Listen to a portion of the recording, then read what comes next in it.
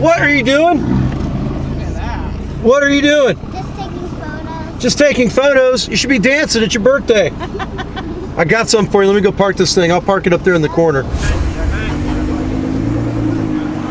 That's for you. Then I got to figure out which one of these fits you.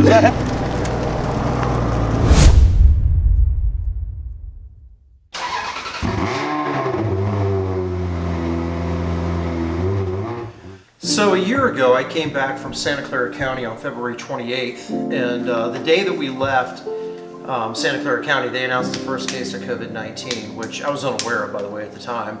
I was on a flight leaving Santa Clara. I think I left out of John Wayne Airport, going to Seattle, and we had an onboard issue and had to land the aircraft in Portland, Oregon. So I landed in Portland, and I'm over 1 million miles with Delta. I was flying 300,000-400,000 miles a year, dime medallion member, so I walk up to the desk counter and say, hey, put me on the next flight out of Portland. I don't want to have to wait my flight for Seattle. They said, no problem. Put me on the next flight to Atlanta, and boom, away I went. I land, I get home, and then I watch the news that night, and I hear the first case of COVID announced in Santa Clara County, which of course we all kind of knew, about the Wuhan virus and COVID-19 by then. And then they also announced Portland the next day. And this was on a weekend. I'd flown home on a Friday. I was eager to get home, so that Monday would have been my first day back at work. And I'm like, you know what? I'm just going to go ahead and self-quarantine for 2 weeks, just in case. I was on airplanes with people, don't know where they're coming from, and just probably the right thing to do. So even kind of avoided my family for a little bit. And in the span of that 2 weeks, the whole world changed. So we had COVID-19 started shutting down schools. Kids were staying home. Just everything just turned upside down. And March 14th, our son had his 13th birthday. So Nick had his 13th birthday, and second youngest, and we couldn't do a party for him. And I was kind of bummed. I'm like, yeah, you really can't do anything with his friends. They're social distancing. They're not going to school. They're doing this online learning thing, which incidentally in our house, the principal was fired for drinking. That would have been me. And the teacher was, I don't know, there's some joke in there somewhere, I won't worry about it. But anyways, long story even longer. I recognized really quick that, our kids didn't have the ability to have a normal, proper birthday. And at the same time, we were doing a bunch of car stuff. We had mountain drives that we had done, and Caffeine and Octane and Caffeine and Exotics was coming up because in April we usually have the first one. And that all got changed. Everything was kind of put on hold. And had a lot of car buds reaching out to me, and I'm like, you know what? We have an opportunity here in the community. So I kind of put a feeler out to a lot of my friends that are car guys and said, look, kind of poke around, see if we can identify some of the kids that have birthdays, and let's do SuperCar birthdays for kids. Let's just get together doing it. And bam, it happened.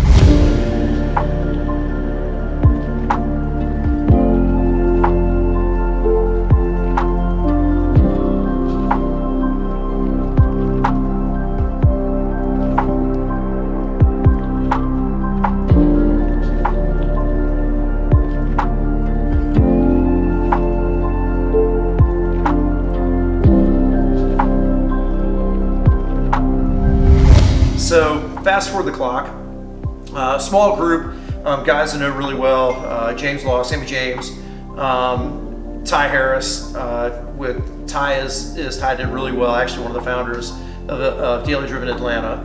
So he had all the contacts there. And then I had a buddy of mine, Brad McNeely, came down from Tennessee. We got a whole bunch of guys together that I knew that were car fanatics and had cars, looking at getting cars, and we just started from there. And the first one was a really cool turnout. Brad came down from Nashville, Tennessee, Franklin, that area, and brought his brand new C8. And I let him drive the R8, and he drove the C8. And of course, he pussyfooted around the R8, and I drove the C8 like I stole it. but Brad brought me a bottle of homemade bourbon that was just off the charts and great. So peace out to you, brother. Love you for doing it. The next weekend, we posted about this, and one of my friends' wives saw what we were doing, and she's a teacher here in Forsyth County, Sarah White, and she reached out to me. She said, hey, can we come along? And I'm like, yeah. And she came along, and we did the next one the next weekend. And we were doing this, by the way, every single weekend, like back to back. We were just stacking it up, and I had a WebEx set up every Thursday night.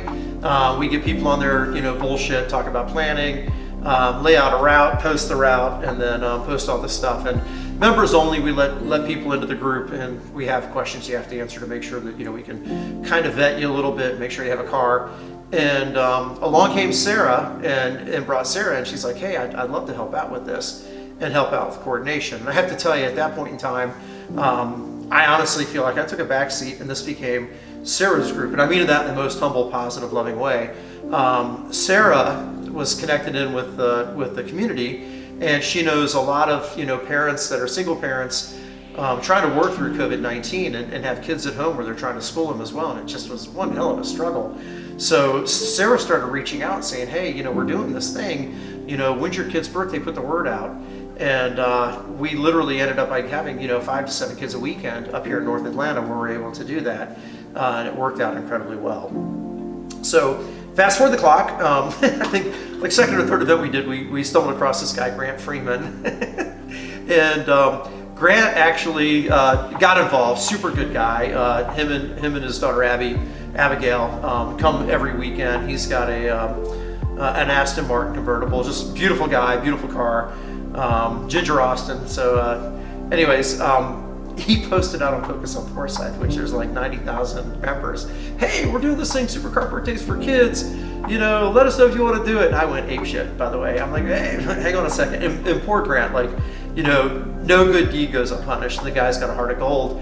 And I understand what he's trying to do. And he was like, why are you upset? I'm like, you get to answer all the messages, number one. And number two, you get to tell, every 35-year-old guy that wants people to come by, for his birthday that no, sorry, we're not coming by and doing SuperCar birthdays for every adult in town, which he got hundreds of requests, which by the way, we're still, we ferreted through a lot of those, and we're still serving some of those kids today as we do this.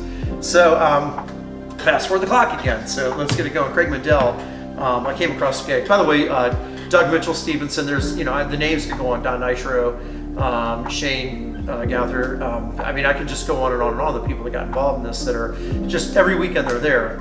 But there's one guy that stands out, Gray Bishop, and Gray's heavily connected in the car community as well, and Greg's brought friends out. Greg drives like 2.5 hours every weekend to come over and do this stuff, and dedicates his time. Him and I talk politics and fight with each other all the time. It's just hilarious, funny, because we love each other like the day is long. And he's done some rally stuff with me, and I guess what I'm telling you is the Atlanta car community is a very big, small community, and the people are able to, no differences, whatever, don't even come into play on this. There's not a lot of drama in the things that we do. So the format is simple. We do our planning, and then we go out, and we traditionally give away, for me, this is what I do. I do a birthday card, and then I put my ego in there. I've got pictures that I do that are signed and autographed, for the bull, the stallion, the beast, whatever car we're taking out, and I try to give them something, special. And then I will go out and buy Matchbox cars. And I bought 5-packs, I bought other stuff and giving them out. We started getting some girls in this, so we started giving out flowers and other stuff. And I had one girl tell me one time, like, you know what I think I am? I'm not girly. I like cars too. That's why you're doing this. So I just started giving out cars. We give away some really cool Matchbox cars, some of them are collectibles and yada, yada, yada. So we started doing that and doing the giveaway, and the philanthropy just continued to grow and grow and grow and grow. Well, at the end of the first quarter, as we were doing this, Sarah kind of reached out and said, hey, I made a connection at the Baldridge Lodge. It's kind of a boys' lodge here in our county that, we should go do an event there. I didn't think anything about it. I had no idea what it was. I'm like, yeah, sure, whatever. So we go and park all the cars, and they bring all these kids out. And of course, I had no idea really what's going on. Although I should with my background and my upbringing. And once we got there, it just really dawned on me that, these are kids from homes that the home itself has some issues. Or, maybe they've lost a parent or lost both parents. They really don't have a place to go that a family that can take care of them. This becomes their family. And so it's like a boys' home, basically. It's like, and I've been in there. It's been like a dormitory full of boys, cooking each other, taking care of each other, bringing each other in, watching each other's backs. It's like this family community. So we started doing these once a quarter, and then we would go to Costco and buy them clothes, like coats and socks and stuff for the winter, things that they needed, and then things that they wanted, because they told us we did a whole thing for the holiday season up there as well.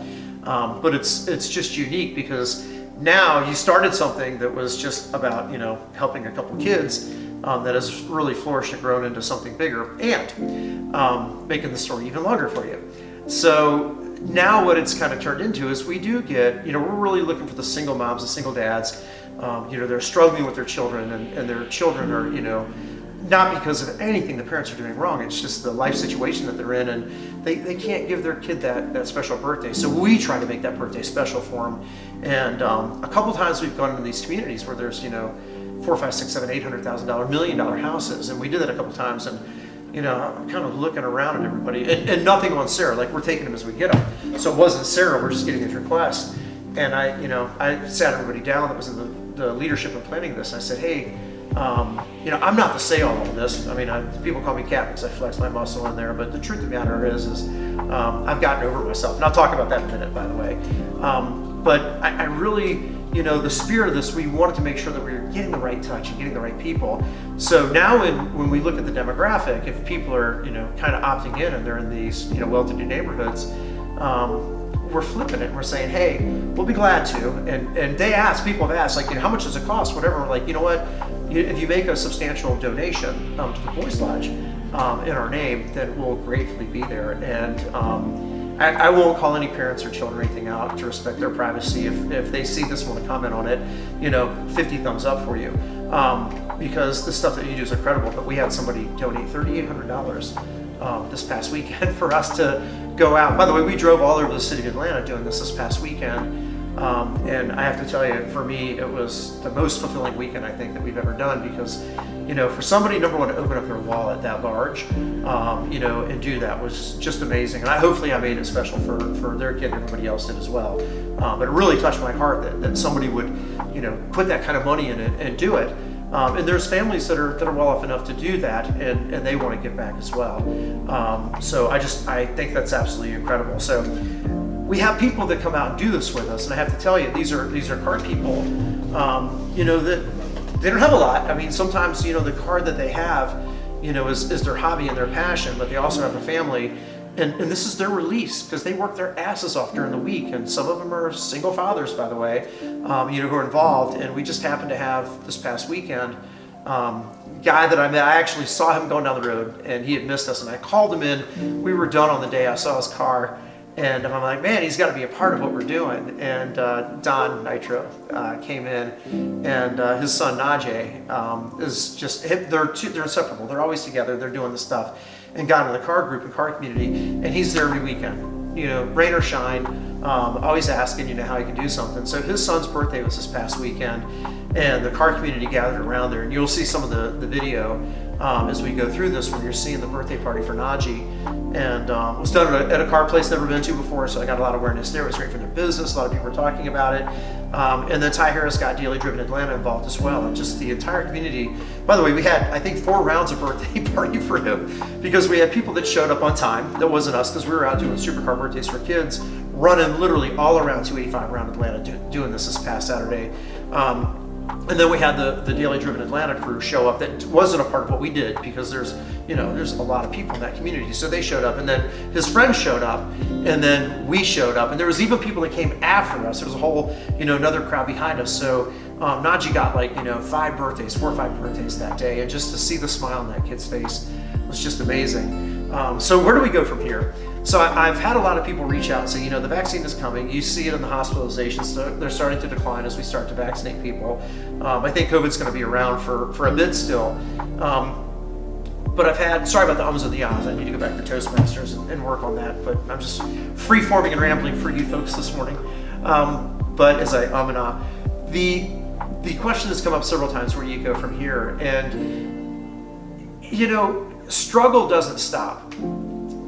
There are single parents out there that still, when this is over, by the way, they just closed our son's school this week, even with all the stuff that's going on. Our junior high school son, who has a birthday coming up in March, his school's closed, so they shut it down because of COVID. So even though we're doing the vaccinations and hospitalizations are dropping, and we're figuring out how to treat this, it built awareness for me that there are still families out there that were struggling before all this happened. Even in this great economy, there are people out there that are single parents dealing with everyday struggles. There are kids that have special needs or autism or learning disabilities that may not get that interaction you know, that a lot of us enjoy at times. So I hope to keep this going stronger than ever. And I have a family of my own, and my wife looked at me about 6 months into this and said, hey, you got your family here too, right? You gotta, you know, pare it back a little bit after we did a few rallies and other stuff. And I'm like, yeah. So we've toned it back to really once, sometimes twice a month in what we're doing, but we're gonna keep this going. And I think if you look at some of the kids in the video that you're gonna see as I'm talking about this, and you see the smile on their faces,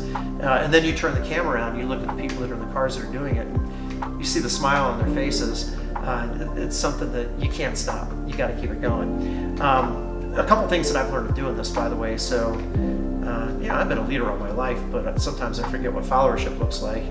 And, you know, you get stressed out real quick. You're trying to corral people and communicate with people and get them going. You have new people coming in.